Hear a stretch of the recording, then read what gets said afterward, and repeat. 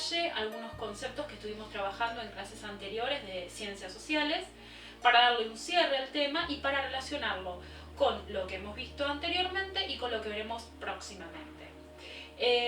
Así que lo que voy a hacer es explicarles un poquito detalladamente cómo tendría que quedar el cuadro conformado que hemos trabajado en las clases anteriores, enriquecerlo con algunos aportes nuevos y darle, como les decía recién, el cierre final a estas temáticas. Así que vamos a ir por ese tema. Vamos a empezar con el cuadro y luego vamos a terminar con las preguntas que estaban en ese trabajo. Los invito a mirar con detalle entonces cómo quedaría el cuadro.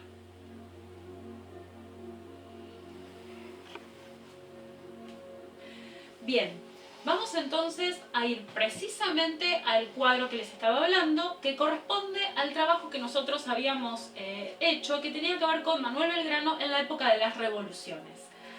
Recuerden que nosotros durante todo este tiempo centramos a la historia en relación a este personaje, a Manuel Belgrano. ¿Qué pasa mientras Manuel Belgrano nace, es pequeño, viaja para estudiar? ¿Y qué pasa luego? En este momento de esta parte, digamos, que nosotros estamos estudiando, nos vamos a focalizar en el nacimiento, como dijimos, la infancia y la juventud. Recordemos que Belgrano nace en 1770 y todo este periodo va a extenderse hasta 1794, donde Belgrano, después de estudiar en España, va a regresar al virreinato y va a empezar su actuación pública. Pero eso lo vamos a ver más adelante. Ahora lo que vamos a concentrarnos es en este periodo. ¿Qué pasa mientras Belgrano, después de crecer junto a su familia, viaja a España y allí estudia y se forma? Dijimos que su formación más importante la lleva adelante en España. ¿Qué pasaba en el mundo mientras Belgrano se encontraba estudiando? ¿Y qué pasaba en América? Hagamos un poquito de memoria. Vamos a recordar que si nosotros estamos hablando del año de nacimiento de Belgrano, hablamos del año 1770. ¿Ven que yo encerré al año 1770 en los dos primeros números del año y le sumé 1? ¿Por qué? Porque esta es la técnica que ustedes tienen que usar para saber a qué siglo corresponde el año en que estamos hablando. ¿Sí? Entonces, por eso decimos que todo esto que nosotros vamos a ver y lo que estamos estudiando corresponde al siglo XVIII. 17 más 1, 18. ¿Qué pasaba, por ejemplo, en España, donde Belgrano estaba estudiando? ¿Sí? Había una monarquía absoluta. Nosotros sabemos que la monarquía tiene como representante fundamental a un rey y que la persona que sigue en su poder se llama virrey. Pero también aprendimos que el rey estaba en España, en el caso de América, y el virrey estaba en América. ¿Recuerdan eso? Entonces, el representante del rey que vive en España en América es el virrey. El virrey es el que comandaba las órdenes, el que daba las órdenes ¿en dónde? En América. En el año 1776, nosotros vamos a ver que los reyes de España empiezan a hacer una serie de reformas que se llaman las reformas borbónicas. Esas reformas las llevan adelante en América y una de esas reformas es la creación del virreinato en 1776. Cuando Belgrano tenía 6 años, este territorio empieza a llamarse, deja de llamarse Virreinato del Perú y se empieza a llamar Virreinato del Río de la Plata. ¿Sí? Ahora, mientras Belgrano va creciendo, ¿sí?, y se va a España a estudiar, también van pasando otras cosas en el mundo que van a influir muchísimo, no solamente en la forma en que Belgrano se va a formar, sino cómo Belgrano después esas ideas de las que se va a nutrir en España, en Europa, ¿sí?, van a traerlas acá, al territorio del Virreinato del Río de la Plata, y cómo va a tratar junto con otros pensadores, con otros políticos, va a ir tratando de implementarlas. Bien, entonces vamos a ir con un poco de detalle a los 4 sucesos importantes que trabajamos en este cuadro que ustedes elaboraron la clase anterior. El primer punto para repasar es el de ilustración. Estos conceptos que ustedes ven en este cuadro son los conceptos que quizás no pueden faltar. Puede haber más, pero no menos que esto. Estos son los conceptos claves que a ustedes les tienen que quedar para poder estudiar cada uno de estos acontecimientos y relacionarlos entre sí. No pido que se sepan el detalle de cada uno, pero sí lo general para poder entender el proceso por el cual atravesó Belgrano durante todo su estudio, ¿no? Durante toda su formación. Entonces, la Ilustración decíamos que es una revolución, como todas estas, pero este cambio se da específicamente en la parte intelectual.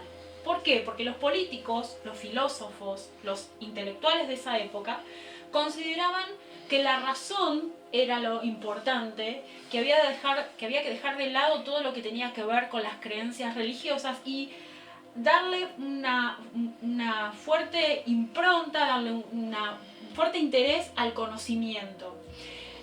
Por eso se llama ilustración, para ilustrarse, ¿no? Para poder saber más. Ese conocimiento, los filósofos, los científicos de la época, los concentraron en un libro llamado enciclopedia, ¿sí? La enciclopedia es fruto de este proceso. Por eso se llama el siglo de las luces, de iluminar el pensamiento a través de la razón.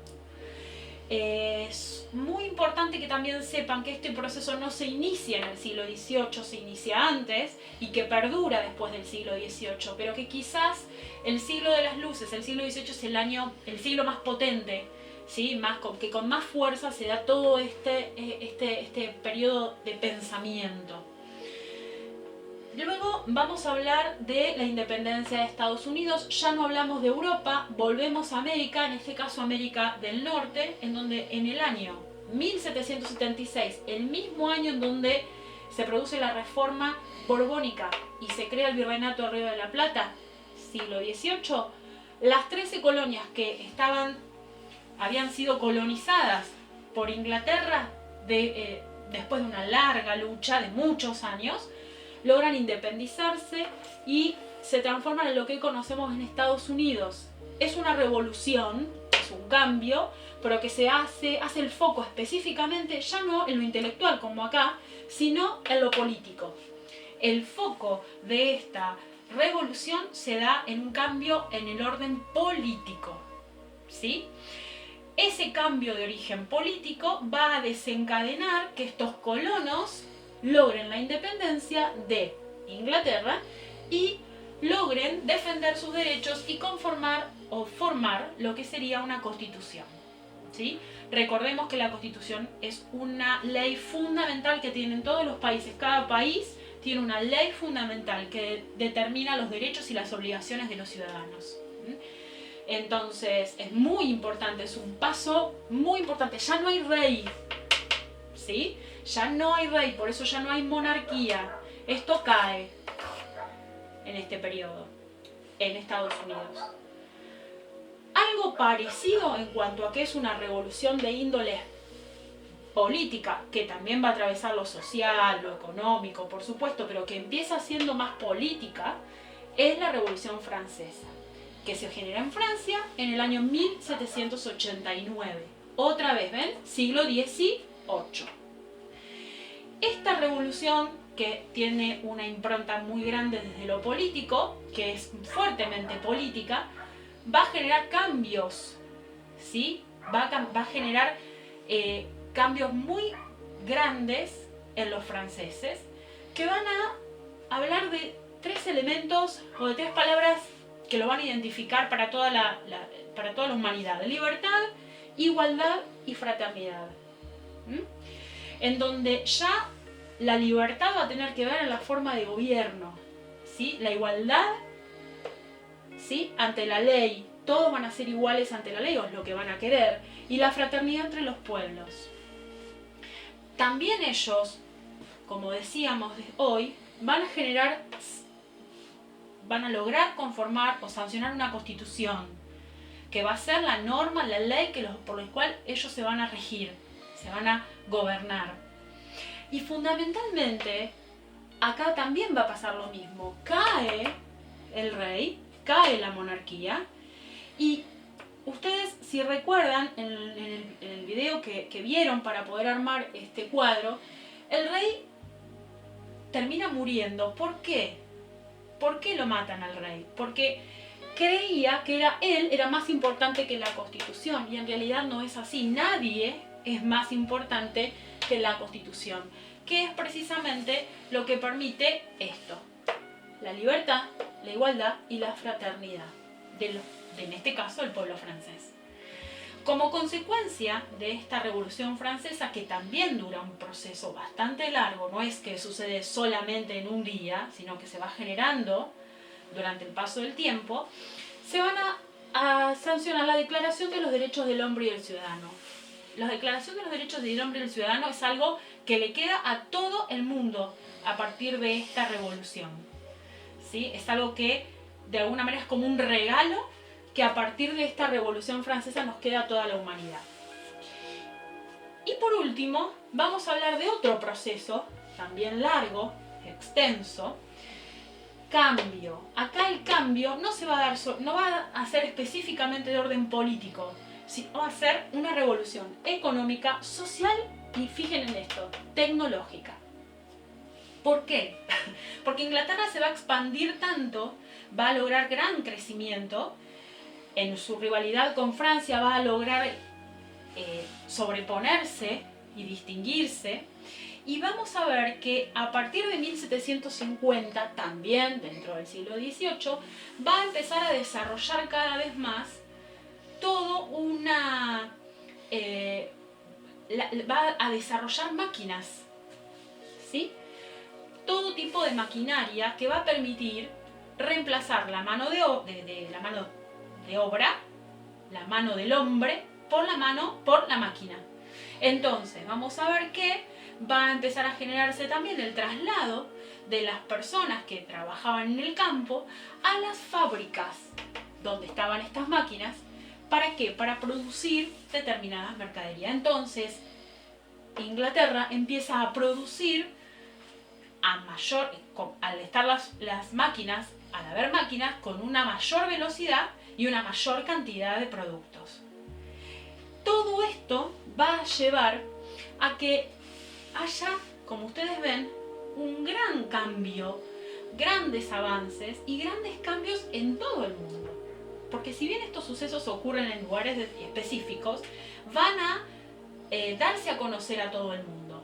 No solamente, volvemos a repetir, en América, sino también en toda Europa y en todos los otros continentes. Entonces, es muy importante que ustedes sepan que mientras todo esto ocurría, en muchos casos simultáneamente, Belgrano estudiaba. Y al estudiar, se pudo empapar de todas estas ideas. Por eso que, como les decía al principio, así como Belgrano pudo estudiar sobre todos estos hechos y pudo aprender estas ideas, cuando él vuelve, a partir de 1794, Belgrano vuelve a América, vuelve al Virreinato del Río de la Plata, ya en su actuación pública, es decir, a empezar a formar parte, en el primer caso, del consulado. Y cuando él empieza a formar parte del consulado como secretario del consulado, empieza a hablar y empieza a transmitir todos estos conocimientos que él tuvo en Europa. Por eso es que hablábamos de Belgrano en la época de las revoluciones, ¿sí? Nuevamente vamos a ver que Belgrano, en su actuación pública, después va a ser convocado para las invasiones inglesas, ¿sí? Para ir en contra de la invasión de los ingleses. Vamos a ver después, en la próxima clase, qué es lo que hace Belgrano ante esta situación. Pero sí sepamos que todo esto que a Belgrano, todo esto que sucedió, también influyó en la formación de Belgrano y en lo que Belgrano después hizo en este territorio. Bueno, esto es un poco entonces lo que quería explicarles, algunos datos más, como les decía hoy, en relación a lo que ustedes pudieron ir investigando y lo que pudieron ir viendo en el video, y para cerrar un poquito este tema y que les quede quizás un poquito más claro. Así que los invito a, con este video, completar el cuadro, si les falta algo, y sumar al trabajo que me tienen que entregar las preguntas o las dudas que a partir de esto les haya surgido o las que aún les sigue quedando y cosas que por ahí no se terminaron de entender. Fíjense que en el trabajo que les dejo hay una parte en donde les pido que si hay alguna duda la escriban, así lo podemos ir trabajando juntos. Bueno, espero que les haya servido, les mando un beso grande.